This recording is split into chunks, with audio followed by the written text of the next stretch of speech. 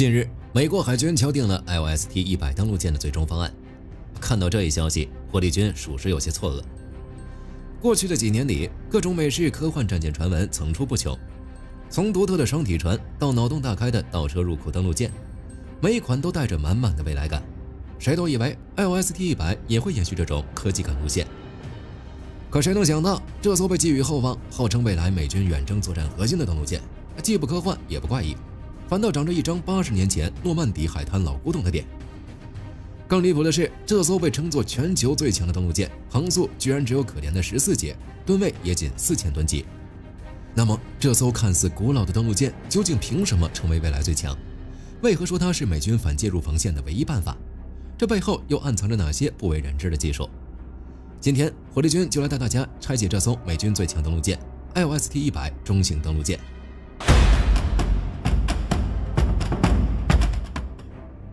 二戰時期，為了把希爾曼坦克送上諾曼底以及太平洋的各個荒島，美國建造了數以千計的 LST 坦克登陸艦。然而，就是這種可以到處投放坦克的登陸艦，造就了二戰時期無數的史詩級戰役，同時也給美軍留下了無數心理陰影。甚至當時的美國海軍還毫不留情地稱呼它為巨大而緩慢的靶子。那麼為什麼會出現這種情況？想象一下，你是一艘滿載坦克的登陸艦，為了方便坦克隨時下船冲灘，你的船頭就必須做成平的。這導致了一個致命問題：平頭船在海裡根本跑不快，因為平頭船無法劃開水面，它只能頂着水走。但這還不是最要命的，最要命的是，登陸艦在冲灘時，為了停穩，船頭就必須狠狠扎進沙灘裡，而這個時候，位於船尾的螺旋桨卻是在深水區。你想走，對不起，你走不了，因為你一掛倒擋，螺旋桨轉動，捲起的水流不是把你往後拉，而是把海底的泥沙全都捲起來，回填到你的船底。你越加油門，登陸艦就陷得越深。為了解決這個問題，當年的設計師搞出了一個讓現代人都頭皮發麻的操作，那就是尾錨。那麼尾錨是什麼呢？通俗來講，就是當登陸艦距離海灘還有幾百米時，它必須先在深水區拋下一個巨大的錨，然後登陸艦就會借着慣性衝上沙灘。等要走的時候，登陸艦又像是一個掉進沼澤的人，緊緊抓着這個巨大的錨，生生把自己從泥裡拔出來。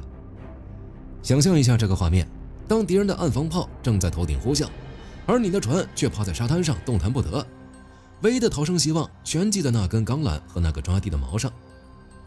如果錨抓不住底，如果缆繩斷了，或者绞盘機壞了，那恭喜你，你的軍艦正式变成了一座岸防碉堡，直到被敌人的岸防炮火炸成廢鐵。這種衝上去容易，退下來難的心理陰影，籠罩了美國海軍整整半個世紀。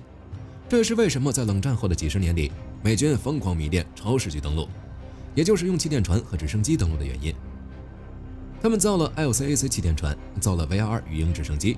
他們寧可花幾千萬美元造一艘氣墊船，也不願意再讓自己的軍艦去啃沙子了。直到 LST-100 登陸艦出現，美軍遠征海岸登陸的作戰方式才徹底被改寫。其實，在 LST-100 之前，美軍就已經設計出來過各種外形科幻的艦，比如那個外形奇葩的倒車入庫登陸艦。那麼，這個 LST-100 到底有什麼魔力，打敗了之前那個看起來很酷的尾部登陸方案？其實，之前的 SLV 船塢登陸艦的倒車方案，主打的就是保護螺旋桨。LSV 倒車方案，簡單來說，就是將傳統的平頭登陸艦設計成了尖頭的，而船尾卻是平尾的。這樣的設計在深海航行時，它就是一艘正常的船，阻力小、省油，而且不怕大浪。等到了需要登陸的时候，只需要掉個頭，把船尾對準沙灘，倒着開上去。它那脆弱的螺旋桨和舵機，卻始終處於離岸最遠的深水區。哪怕船尾已經坐到了沙灘上，螺旋桨也能夠在清澈的海水裡繼續旋轉，完全不用擔心打到石頭或吸入泥沙。聽起來很合理，對吧？但對於陸戰隊員來說，這簡直就是噩夢。想象一下，如果一輛載滿導彈的希爾曼坦克的駕駛員，你上船時正着身子上船了，到達目的地後，這時候船尾着地了，你是倒着車把坦克開下船，還是在狹窄的船艙裡費勁的掉頭？要知道，在槍林彈雨的灘頭，每一秒的延誤都是死刑。而荷蘭人的 LST-100 卻採用了一個極其復古但卻極其好用的設計，那就是雙頭通吃。它的船頭有巨大的蚌殼式艙門，它的船尾有跳板。這意味着什麼？意味着這是一條海上的直通隧道。车輛從船尾上船，到了目的地，船頭大門一開，跳板放下，所有車輛直接一腳油門衝出沙灘，根本不需要掉頭。這種設計在二戰時期的 LST 上就被證明是最高效的。沒想到80年後，美軍轉了一圈，發現還是老祖宗的智慧最管用。在很長一段時間裡，美軍的造艦思路都是星球大戰風格的，更大、更強、更貴。一艘聖安東尼奧級船塢運輸艦造價超過20億美元，排水量2.5萬噸，能裝幾百名陸戰隊員和2艘氣墊船，它就像是一座移動的海上5星級酒店兼堡壘。但在如今，這種巨無霸遭遇了前所未有的危機。隨着反介入體系的成熟，那些射程幾千公里的反舰彈道导彈和高超音速武器，瞬間就讓大型军艦變成了海上的打击目標。想一想，如果一艘20亿美元的圣安東尼奧级運輸艦被一枚幾百萬美元的導彈擊沉，連帶着上面的幾百名精銳士兵和昂貴的氣墊船一起葬身海底，在戰略上這是美軍無法承受的。於是美軍被迫換了一種作戰方法，這就是化整為零的 EABO 概念，也就是遠征前进基地作戰的概念。美軍不再指望着把所有鸡蛋放在一個籃子裡，搞一场像諾曼底那樣宏大的登陸戰，相反，他們變成了一群獨立的作戰单元。他們要把幾千名陸戰隊員打散成幾十個配備了海馬斯火箭炮或反艦導彈的小分隊，分散部署到第一島鏈成百上千個荒島上。這些小分隊上島發射導彈封鎖海峽，然後迅速撤離，換下一個島。然而，想要玩轉這種跳島游擊戰，只有氣墊船可不行，大型軍艦也不行。那麼為什麼就 LST-100 行呢？首先就是 LST-100 非常便宜，相比於20亿美元的聖安東尼奧級運輸艦，一艘 LST-100 的目標造價被控制在了1.5億到1.8億美元之間。也就是說，造一艘大船的錢可以造10幾艘 LST-100。如果你是對手，你會用一枚價值連城的高超音速導彈去打一艘造價低廉的、裝滿鐵塊和幾輛卡車的民用船嗎？打了你血虧，你的導彈庫存會迅速耗盡。不打，這艘慢吞吞的 LST-100 就会像一只不知疲倦的螞蟻，把海馬斯火箭炮、把反舰導彈發射車不停地運送到太平洋的各個島嶼上。美軍賭的就是你不敢打，或者你打不起。這就是 LST-100 登陸艦的核心邏輯，它不是用來戰鬥的，它是用來運輸和部署的。它通過其低成本和高效率的運輸能力，為美軍構建起一個靈活多變的遠征作戰網絡。其次就是 LST-100 的航行速度。要知道，當 LST-100 公布的時候，網上罵聲一片，其中被噴得最慘的就是它只有14節的航速。14節的航速是什麼概念？現在的集裝箱貨輪都能跑25節。那麼，在這個高超音速導彈滿天飛的時代，造一艘跑得比老太太還慢的軍艦，這難道不是讓士兵去送死嗎？這裡我們就要引入一個殘酷的軍事題了。如果你去問一名美國海軍戰略家，14節的航速是不是太慢了？他可能會冷冷地反問你一句：如果被衛星發現了，你覺得跑30節和跑14節在導彈面前有區別嗎？答案是沒區別。面對末端速度幾馬赫的反艦導彈，無論你是飆車的快艇還是緩慢移動的烏龜，命中率都是99%。既然跑不掉，那為什麼還要花大價錢去追求那毫無意義的高航速？另外就是 LST-100 不挑食。要知道，大型軍艦的吃水動輒7到8米，在西太平洋星羅棋布的島嶼中，只有不到10%的港口能讓他們停靠。而 LST-100 經過特殊設計的吃水深度，理論上可以停靠該地區80%以上的海岸線。這意味着，在幾千個島嶼中，對手根本不知道這群螞蟻會在哪個沙灘上冒頭。這種強大的適應性，讓 LST-100 成為了美軍跳島戰術中的關鍵基點。它不需要依賴大型港口，也不需要複雜的後勤支持，只要有一片相对平坦的沙灘，就能完成人員和裝備的卸載。這種隨到隨卸的能力，極大地提升了美軍在遠征海域的部署速度和靈活性。最後就是 LST-100 的隱蔽性，這也是 LST-100 設計中最厲害的地方，因為它長得太像民船了。相比於大型軍艦的龐大身軀， LST-100 的體型相對較小，雷達反射面積也大大降低，這使得它在敌方雷達上的顯示效果更像是一艘普通的民用船只，從而降低了被敌方提前發現和打擊的風險。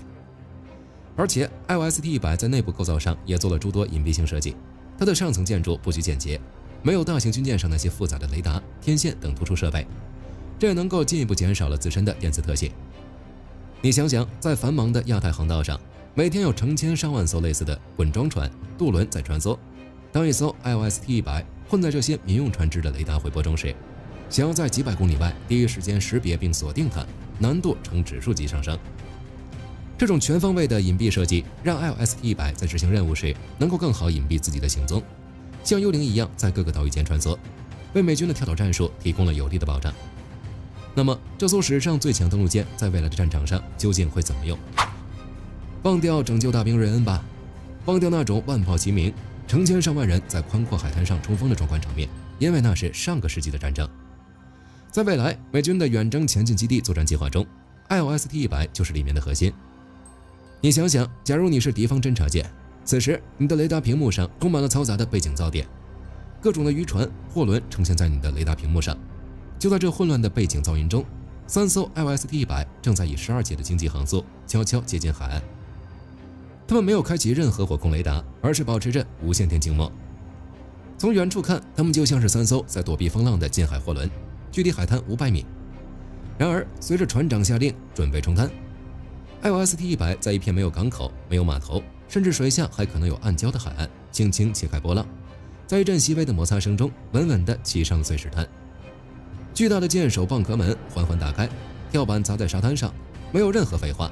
船艙裡早就待命的4輛無人反艦導彈發射車，順着跳板直接衝上島上的椰樹林裡。緊接着是2輛補給卡車和一支負責防衛的步兵分隊。